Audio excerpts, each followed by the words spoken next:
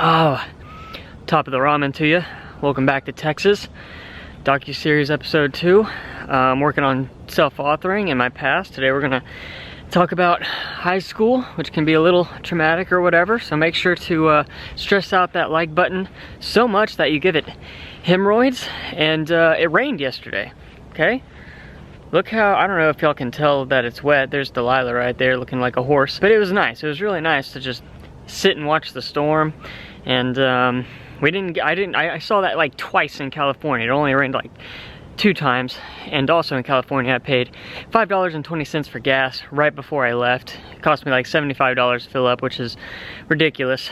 And then when I got here, I paid $30 and completely filled up my tank. So that's orgasmic, okay? But yeah, Sherman, Texas. Let's talk about this.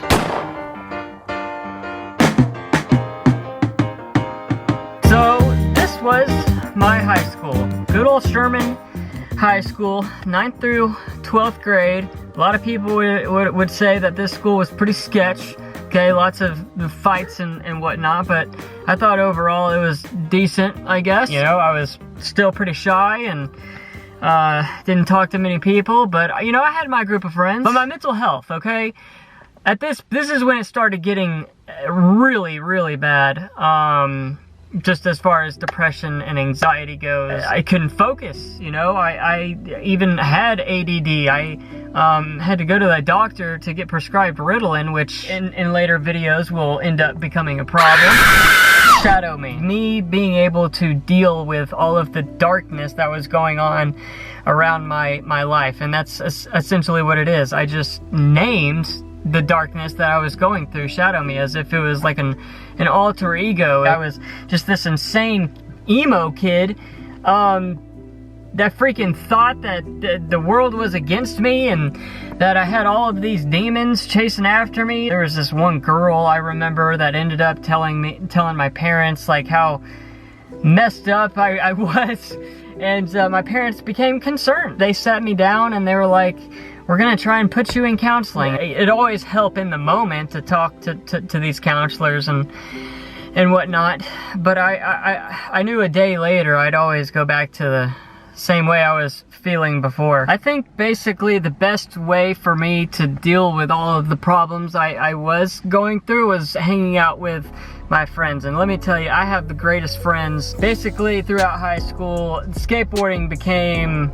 like almost like my religion. It literally saved me. It freaking broke me down. I would go as far as to say it kind of turned me into a man. You know, you go to do a trick, you fall down, you got to get up, you got to keep trying. And then I remember one time we were skating downtown Sherman, and my mom called me and was like, I need you home in 5 minutes, hurry up. And I was like, oh crap, I got to run all the way back. And my stomach started cramping. I needed to take a dump so incredibly bad. I was halfway home and I just could not hold it.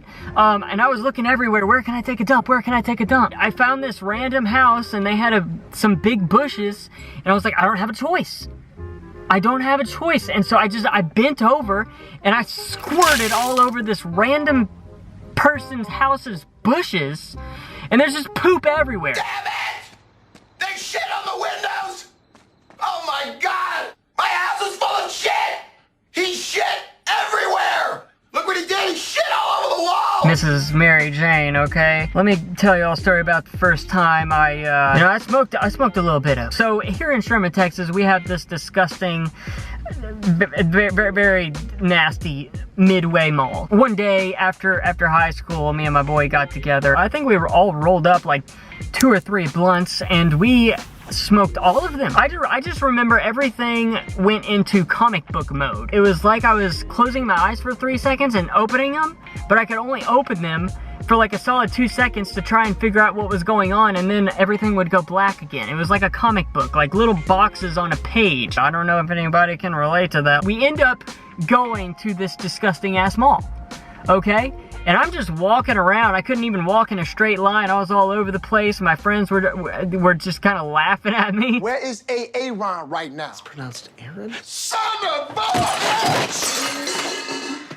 You done messed up, Aaron! My junior and senior year of high school, I was actually an intern for teaching. I would go to an elementary school and I would teach second graders stuff. I always found myself helping out the kids pass notes during class. Needless to say, I didn't take that road. And then something big was my grandpa. He was the most, I feel like, influential person in my life. I loved my papa, is what we called him. I came from a Mexican background and a white background. My mom was Mexican and my grandpa was, you know, full blood. And one of the regrets that I have is like not learning Spanish and learning the history of my grandpa, but I freaking love that dude so much. As a matter of fact, I keep a note in my wallet that he gave me like when I was like 6 or 16 years old or something. It says happy birthday, love you, and I just keep that note